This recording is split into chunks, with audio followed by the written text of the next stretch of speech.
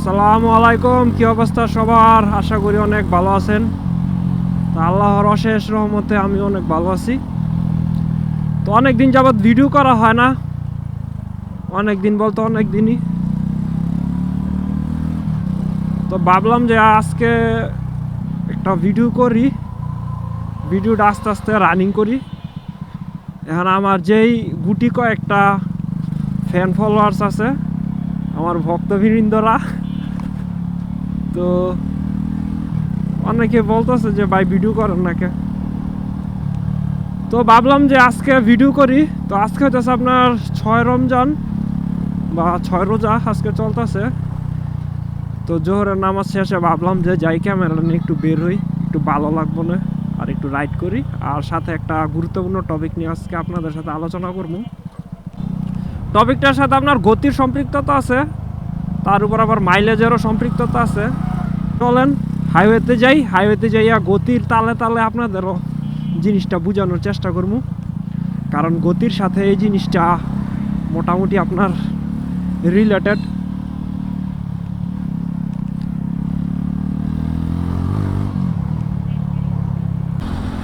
তো যে টপিক নিয়ে আপনার কথা বলতে চাইতেছিলাম ওটা হইতেছে আপনার এক্সস্ট, বুঝছেন? তো এক্সস্টের সমস্যাটা হইতেছে, অনেকে বলে এক্সস্ট লাগাইলে আপনার মাইলেজ কম দেয়, বুঝছেন? তো এক্সস্ট লাগাইলে মাইলেজ কম দেয়, আমি এখন পর্যন্ত এক্সস্ট লাগাই নেই, তো এই কারণে বলতে পারতেছি না। বাট আমি নিজে এক্সস্ট না লাগাইলেও আমার ভাই ব্রাদার বন্ধু বান্ধব যারা এক্সস্ট লাগাইছে সবারই একটাই কমপ্লেন, এক্সস্ট লাগাইলে মাইলেজ কম দেয়। জিনিসটা নোটিস করবেন যে যখন যারা আপনার এক্সস্ট লাগায় তখন দেখবেন ওনার অকারণেই মানে হাই রেপ দিব, বুঝছেন? যেমন গাড়িতে এলাকার মধ্যে চলতেছে 20-30-এ চলতেছে, বাট 1 গিয়ার 2 গিয়ারে চালায়া অকারণেই মানে এমন হাই রেপ দিব, বুঝছেন? তো এটা হচ্ছে প্রথম সমস্যা। কারণ এই শব্দটা উপভোগ করার লাগিয়া যে আমি এক্সস্ট লাগাইছি, এক্সস্টেরতে যদি শব্দই আমি শুনতে না পারি তাহলে কি এটা লাভ হইল? তো ওনারা মূলত এই শব্দের কারণেই হইতাছে কি আপনার অকারণেই হাই থ্রটল দেয়। তো এই হাই যত থ্রটল যত হাই দিবেন আরপিএম ততই বাড়বো, আর আরপিএম যত বাড়বো আপনার মাইলেজ ততই ড্রপ করবো। তো এটা হইতাছে মূল সমস্যা, ফ্রি ফ্লো এক্সস্ট লাগানোর এটাই সমস্যা। তো ওনারা আসলে এই জিনিসটা উপলব্ধি করতে পারে না। ওই দেন সামনে পুলিশ স্পিড গান নিয়ে বেরিয়েছে। তো ওনারা এই জিনিসটা আসলে উপলব্ধি করতে পারে না, মনে করে যে অ্যাজ ইউজুয়াল আমি তো নর্মালভাবেই চালাইতেছি, এক্সস্ট যেহেতু সাউন্ড তো হইবেই।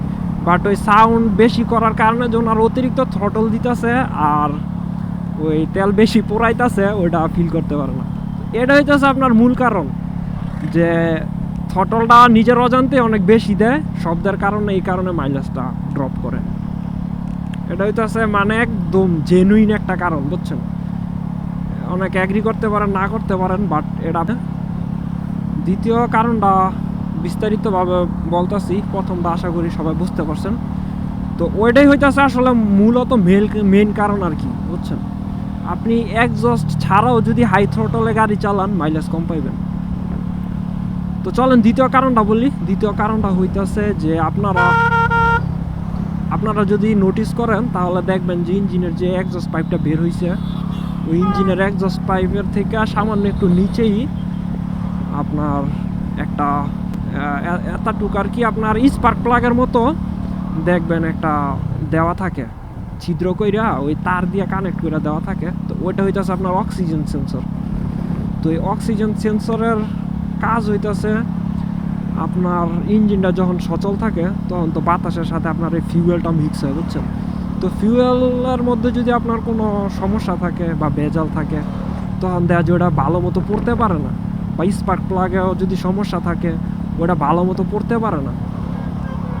তো না পড়ার কারণে কিছু সামান্য পরিমাণ আপনার তেল, একবার ফিউল বলতেছি একবার তেল বলতেছি, তো তেলই বলি, তো কিছু পরিমাণ তেল আপনার এক্সস্ট দিয়ে বের হয়ে যায়, বুঝছেন? তো দেখা যায় এটাও একটা আপনার মাইলেজ লস হওয়ার একটা কারণ। তো মূলত হইতাছে কি ওই তেলটা কি পরিমাণ বের হইতাছে আর কার্বনটা কি পরিমাণ বের হইতাছে এইটা আপনার মূলত ক্যালকুলেট করে ওই যে এক্সস্টের মধ্যে যে অক্সিজেন সেন্সরটা লাগানো থাকে না ওইটা।